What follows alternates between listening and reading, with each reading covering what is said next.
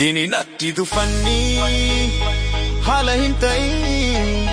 hidhaatti na qabanni koo hin ba'in.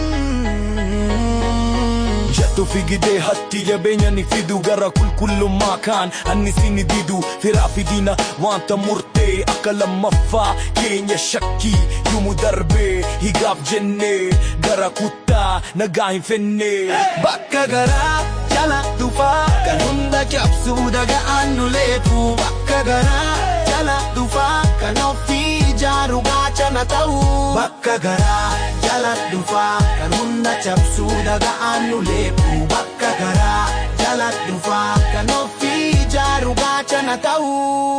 galgala hunda waadiyoo gammachuu hin argannu akka koo tokkummaa keenyaaf gaaffiidhaan burqaa balaa amma waliin mormaan hin deegganne akkamitti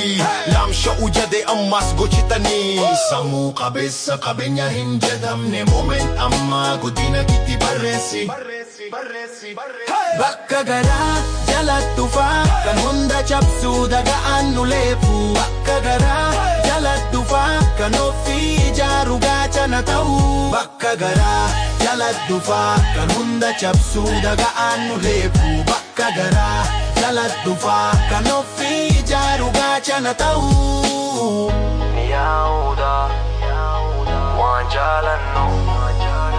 harka wal qabannee uumaan dhaabannee himni hafeedu. Yaa'uu jechuun akka saaxilamu yaa'uu jechuun akka saaxilamu dininatti dhufanni haala hin ta'in hidhaatti na qabanni koo hin ba'an. Jattuu fi gidir hadi jabeenya ni fidu gara qulqullummaa kaan annisii ni didu